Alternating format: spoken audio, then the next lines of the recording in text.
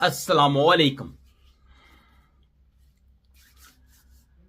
अक्सर लोग अभी एक सवाल पूछ रहे हैं कि वीज़ा नहीं लग रहे हैं, नॉर्मल वक्त जॉब वीज़ा नहीं लग रहा है कि क्या हम 2 साल का आज़ाद वीज़ा ले लें या फ्रीलांसर वीज़ा 2 साल का। इसके अंदर कुछ बातें बताने जा रहा हूं। एक बात याद रखिएगा, मैं हमेशा एक चीज बोलता हूं कि ये आज़ाद वीज़ा नहीं होता है, इसको बोलते हैं कैद वीज़ा। वक्ती तो आपको यूई के अंदर एंट्री होने के लिए मिल जाता है, लेकिन बाद में फ्यूचर में इसके क्या क्या नुकसानात होते हैं वो मैं आपको बताने जा रहा हूं। गौर से सुन लीजिएगा। फिर भी अगर आपका शौक है कि आपने ये लेना है तो ले लें। ऐसे ही कुछ मेरे दोस्त आए हैं 2-4, तो उनको बता रहा हूं कि उन्होंने ये वीज़ा लिया। वीज़ा लेने के बाद यहाँ पे यूई के अंदर आए, यहाँ पे जॉब सर्च किया। विद इन 2 से 3 महीने के उन्होंने वीज़ा कैंसिल किया। कैंसिल करके नई कंपनी में प्रॉपर वे में उस कंपनी का वीज़ा लगवा लिया। ये देख उन लोगों के लिए होता है जिनके पास है पैसा खुला, सिंपल सी बात है। लेकिन जो नॉर्मल गरीब अवाम ले लेती है तो वो कैसे कैसे जलील होती है, तो मैं आपको वो आज बताने जा रहा हूं। सॉरी फॉर दिस, मे भी कुछ वर्ड गलत हो जाएं, लेकिन ये एक हकीकत है। सबसे पहले उनको वहां से बुलाया जाता है, क्या बोला जाता है कि भाई आपने हमें से एडवांस देना है 4 से 5 हज़ार दिरहम, तो हम आपका वीजा अप्लाई कर देंगे, बाकी पेमेंट आपने यहां पे देनी है, किस्तों में दे दीजिएगा। ये किस्तों का वर्ड अक्सर यूज होता है। पहला तो यहाँ पे एक बंदे को मीठी गोली दी जाती है, उसके बाद जब बंदे का वहाँ पेमेंट ली जाती है। कुछ लोग तो पहली बार पाकिस्तान से पेमेंट देने के बाद जब यहाँ पे बहुत से लोग कंपनियां बनाते हैं, कंपनियां बनाने के बाद जब लेबर की फीसें पे हो जाती हैं, सब कुछ होता है, पता चलता है कि कंपनी का पेमेंट कार्ड ही ब्लॉक हो गया है, अभी वीज़ा ही इमिग्रेशन में अप्लाई नहीं हो सकता। यहीं पे वो पाकिस्तान में बैठे, पाकिस्तान के अंदर ही बैठे हुए, उनके पैसे डूब गए। सेकंड, कुछ बंदे अगर सक्सेसफुल हो जाते हैं, पाकिस्तान से यूई के अंदर आने में कामयाब हो जाते हैं, 2 महीने का उनका एंट्री परमिट उनके हाथ में होता है, बड़े खुश कि भाई हमें तो वीज़ा मिल गया है, अभी तो हम यहाँ पे रातों रात लाखों दरम कमा लेंगे, बस ये कर लेंगे तो वो कर लेंगे। जब यहाँ पे पहुंचने पे पता चलता है नहीं नहीं नहीं नहीं नहीं, यहाँ पे तो एक दरम भी कमाना मुश्किल है।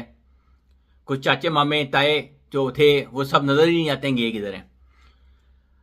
उसके बाद जब यहाँ पे लैंडिंग होती है, सबसे पहले जी उनको खुशी खुशी से मेडिकल में भेजा जाता है, मेडिकल हो जाता है। उसके बाद उनकी आईडी भी टैप हो जाती है।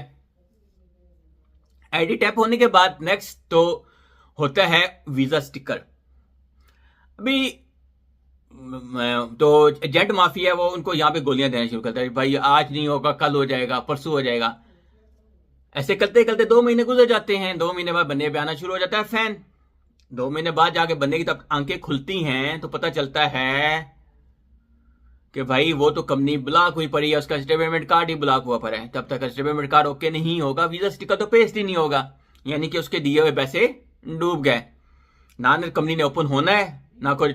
फिर वो बेचारा भाग भाग के जाके लेबर से कैंसिलेशन करवाता है। लेबर से कैंसिलेशन के बाद फिर इमिग्रेशन से करता है। लेबर वाले भी एक एक चीज पूछते हैं, सही है, कि बंदे के साथ हुआ क्या है।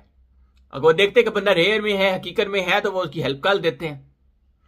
अभी यहां से थोड़ा सा आके चलते हैं, एक कदम और उठाते हैं। बहुत से लोग यहां से भी सक्सेसफुल हो जाते हैं, उनका वीजा स्टिकर पेस्ट हो जाता है, उनकी इमिग्रेट आईडी उनको मिल जाती है। फिर तो जंप मारना शुरू कर देते हैं, ओहो आईडी आ गई, आईडी आ गई, आईडी आ गई जी, आईडी आ गई, अब हम ये करेंगे तो वो करेंगे, चलें सही है जी। लेकिन यहां पे फिर उनके लिए एक नया मसला बनना शुरू होता है। क्या होता है? सबसे पहला तो मेन मसला बनता है, उनकी कंपनी जो बाकी 12 से 15 बंदे, हर बंदे ने सैलरी अपनी डराई होती हैं 1000, 8, 7 हज़ार। WPS नहीं होता है, तो फेक कंपनी होती हैं, बुकट कंपनी होती हैं, तो सिर्फ 1 साल के लिए बनाई जाती हैं। वो WPS नहीं करती हैं, आपको वीजा दे दिया, उसके बाद कंपनी का पता नहीं। WPS ना होने का सबसे बड़ा नुकसान, जब आप किसी दूसरी कंपनी में जाते हैं कि भाई हमें जॉब दो, वो कहते हैं ओके जी नो इशू, आपका हम लेबर कार्ड अप्लाई करते हैं। जब लेबर कार्ड अप्लाई होता है तो सिस्टम में लिखा होता है कि स्टॉप वर्क परमिट। जिस कंपनी का आपका वीजा है उस कंपनी की WPS ही नहीं है, उस कंपनी का वर्क परमिट ही स्टॉप हुए पड़े हैं और WPS भी उसका ब्लॉक हुआ पड़ा है। तो अब आपका नई कंपनी में एज अ पार्ट टाइम या जिस कंपनी में आपने काम करना है उसका आपका लेबर कार्ड नहीं बन सकते हैं। यानी कि लेबर कार्ड नहीं बन सकता तो आपका वो वीजा बेकार है, आपके किसी काम का वो वीजा नहीं रहा। इसकी कंडीशन यही है क्या वो पुरानी कंपनी वाला कैंसिल करें और उस कंपनी में लगवा लें जिस कंपनी में आपने काम करना है। वो भी उस कंपनी की मर्जी पे डिपेंड है कि वो आपको वीजा देती है या नहीं देती है। इसके बाद एक और तो नुकसान इसके अंदर ये होता है कि बहुत से लोग यहाँ पे आके आज़ाद वीज़ा ले लेते हैं, अपना कारोबार शुरू कर लेते हैं। कारोबार शुरू करने के बाद कुछ माशाल्लाह से 4 पैसे कमा लेते हैं। जब वो अपनी फैमिली को बुलाने पर जाते हैं कि फैमिली को जी हम उनके वीज़े निकालें, तो फैमिली का वीज़ा अप्लाई करते हैं, पता चलता है कि तवाजी की क्लास ही सबमिट नहीं हुई है, उसकी फ़ीस ही सबमिट नहीं हुई है, इसलिए आपका फैमिली वीज़ा अप्लाई नहीं। क्योंकि फैमिली वीज़ा के लिए आपको पता होना चाहिए लेबर कंट्रैक्ट का अप्रूव होना ज़रूरी है। फिर वो भागते हैं इस काम के चक्कर पे। अक्सर मिल गया तो हो गया, नहीं कोई मिला तो ये काम नहीं होता है, वो लटके रहते हैं। लेकिन हो जाता है, अक्सर वैसे लोग इससे निकल जाते हैं, उनके फैमिली के वीज़ा लग जाते हैं। इसके बाद सबसे बड़ा मसला तो लोगों के लिए होता है, उनको पता नहीं चलता है कि जो कंपनी ब्लॉक हो जाती है, उसका ओनर यहाँ से कोई गलत काम करके भाग गया, ब्लॉक हो गया। सबसे रिस्क की बात तो एक चीज मैं आपको क्लियर करना चाहूं, जो बंदा उस कंपनी के अंदर होगा, कंपनी का ओनर होने कोई ऐसा काम कर दिया तो सब बंदों पे उसका इफेक्ट आता है, याद रखिएगा। आप वीजा कैंसिल करने के लिए जाएंगे, आपका वीजा ही कैंसिल नहीं होगा।